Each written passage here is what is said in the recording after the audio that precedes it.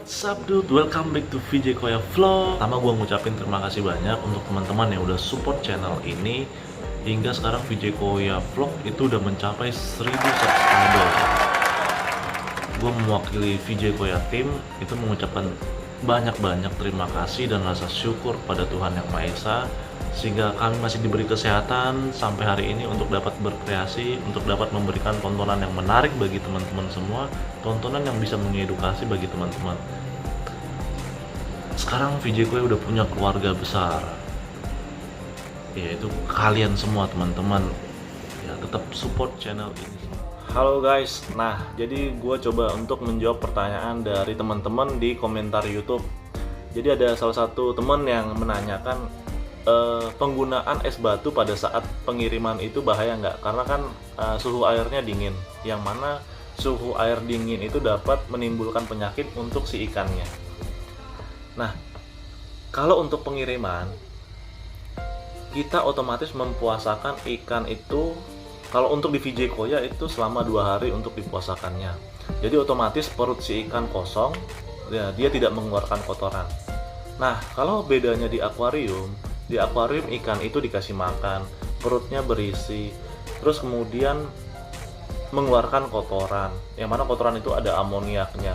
Amoniak akan menjadi nitrit, nitrit akan menjadi nitrat.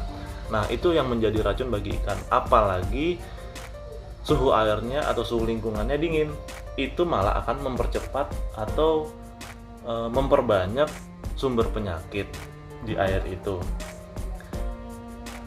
yang mana dapat menimbulkan parasit bagi si ikan itu, ya, jamur dan lain-lainnya. Nah, suhu air dingin pada saat pengiriman jauh itu juga sangat penting, dan itu lumayan fatal sih, yang harus menjadi konsen bagi para pengirim. Nah, di sini kan eksportir khususnya. Jadi, kenapa dibuat dingin suhu di dalam kantong? Kalau untuk di VJ Koya itu menggunakan es batu. Kalau untuk di eksportir lain saya pernah berkunjung, itu dia menggunakan air dingin. Jadi air packingnya itu dibuat dingin. Nah, itu yang digunakan untuk air packing. Jadi logikanya seperti ini. Kalau suhu dingin nih, suhu kita dingin, hujan terus, otomatis dingin, itu kita akan malas gerak, tiduran terus, benar kan? Nah, di ikan juga seperti itu. Ikan juga makhluk hidup.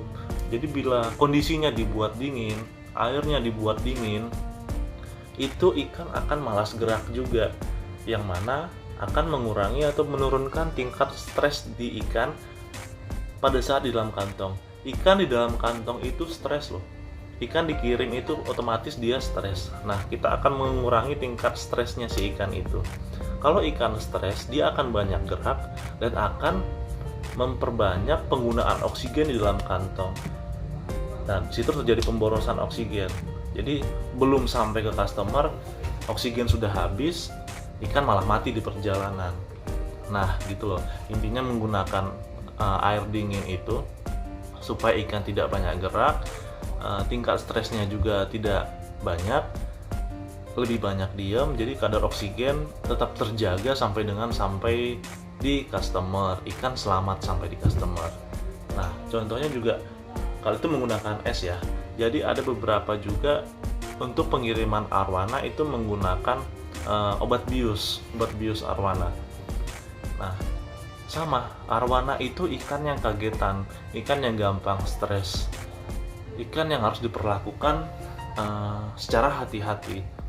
Apalagi kalau untuk super red yang ada sertifikat dan chipnya lengkap semua, yang harganya mahal. Nah, itu mereka biasanya menggunakan obat bius. Obat bius otomatis itu ada kadar tertentunya lah, yang mana untuk supaya ikan itu tenang, rileks, tidak banyak gerak, tidak stres, kadar oksigennya cukup. Nah, jadi seperti itu ya jawabannya teman-teman. Udah jelas semuanya ya.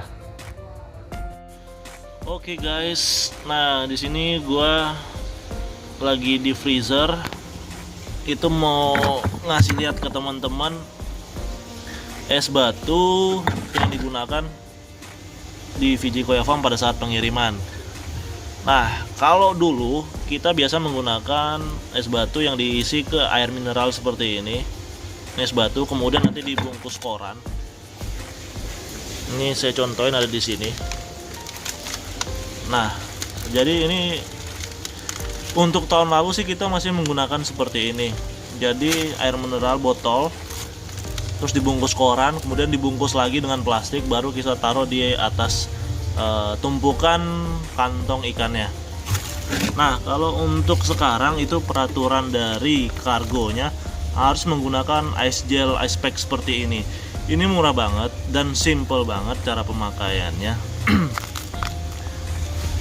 Ini kalau di Tokopedia itu seharga Rp2.000 satu seperti ini. Ini isinya 400 mili atau 600 mili sih kalau setinggi ini ya. Ini di dalamnya itu ada gel. Nah, ini biasanya tahan lebih lama ketimbang yang di dalam botol seperti ini. Jadi saya punya pengalaman pada saat ikut ke bandara, ke kargo, karena di kargo itu kan box styrofoam yang sudah dibungkus itu harus dicek di pihak karantina dan itu harus dibuka. Nah, pada saat dibuka itu ternyata perjalanan dari Parung ke kargo bandara Soekarno-Hatta itu es batunya sudah cair, guys.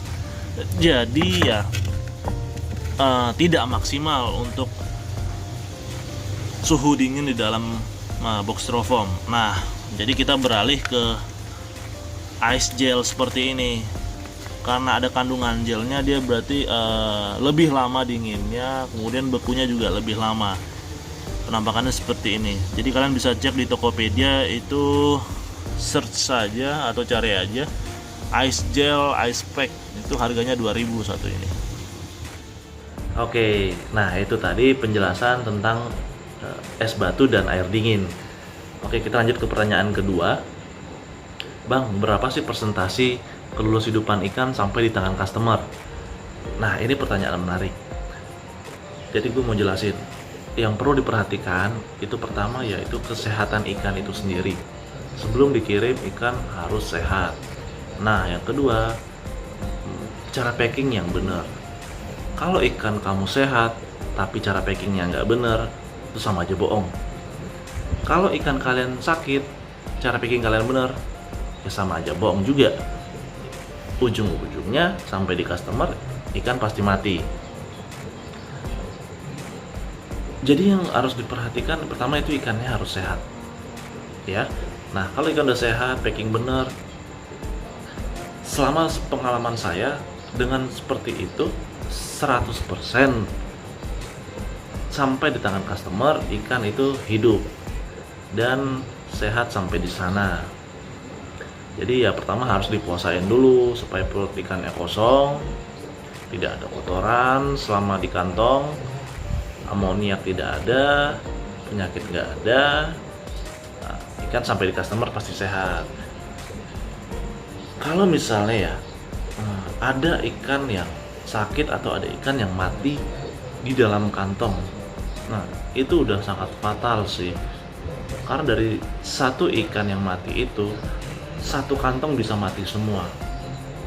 Itu sangat bahaya sekali dan sangat rugi tentunya bagi si penjual dan si pembeli. Ya, karena kredibilitas si penjual sangat ditentukan di situ. Kan bisa hidup nggak sampai di customer? Ya biasanya sih kita garansi seperti itu. Oke teman-teman ya, semoga penjelasan dari saya jelas. Saya bukan maksud untuk mengajari, tapi pengalaman saya seperti itu. Semoga dapat diaplikasikan ke teman-teman semua, dapat menjadi inspirasi. Ya inilah VJ Koya ya untuk teman-teman semua. Oke guys, terima kasih. Jangan lupa untuk like, komen, dan subscribe channel ini. Jika mungkin ada teman-teman yang ada cara lain dalam packing atau pengiriman ikan, bisa share di kolom komentar. Oke ya teman-teman, tetap jaga kesehatan. Selamat berpuasa bagi yang menunaikan ibadah puasa. Dadah.